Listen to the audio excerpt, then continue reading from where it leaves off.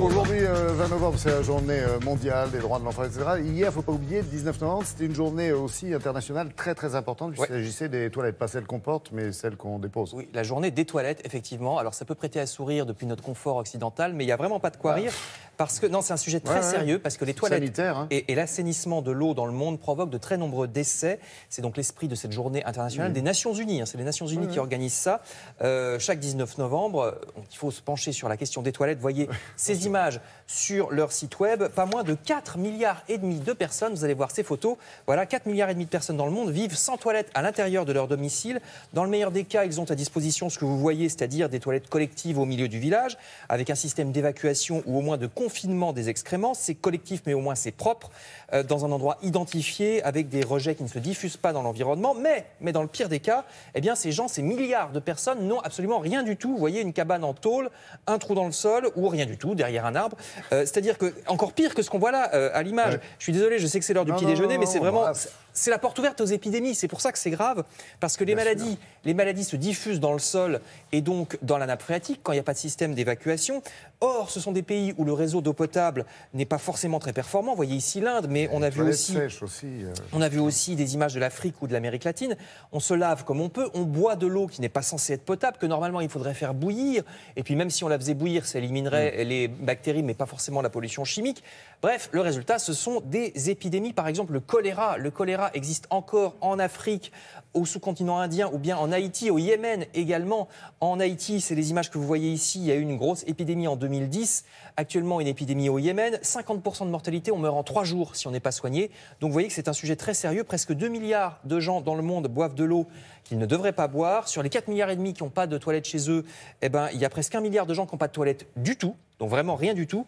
Et on pourrait sauver 800 000 vies par an s'il n'y avait pas ces problèmes d'assainissement. Chez nous aussi, ça a été une question grave pendant très longtemps. Jusqu'au 19e siècle, on jetait les eaux sales à coups de grands seaux au milieu de la rue. De temps en temps, les rois inauguraient des fontaines avec de l'eau un peu propre, mais c'était vraiment insuffisant. Et regardez, ça n'est qu'au 19e siècle qu'on installe vraiment des systèmes performants d'égouts. Ici, c'est à Paris. Arriveront ensuite les usines de retraitement pour ne pas relâcher cette eau sale n'importe comment dans la nature.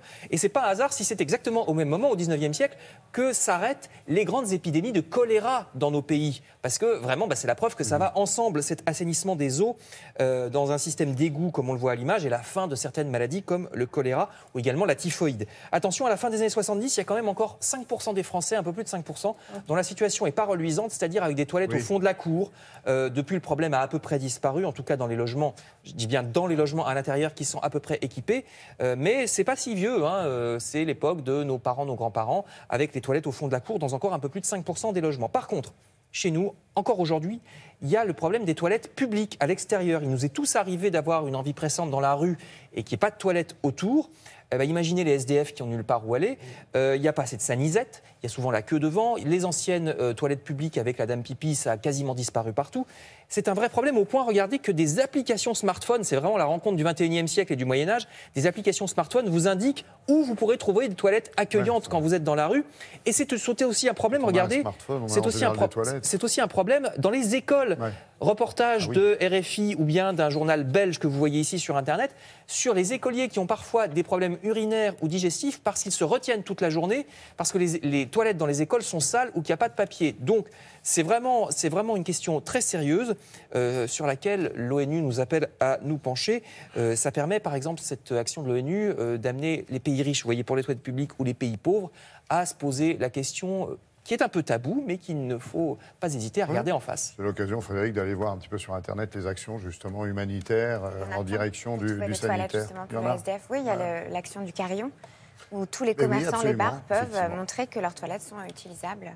Merci à tous les trois d'être venus et à chacun d'avoir complété l'information de l'autre, donc la nôtre. Merci à Frédéric d'avoir mis une cravate rose pour l'occasion. Allez.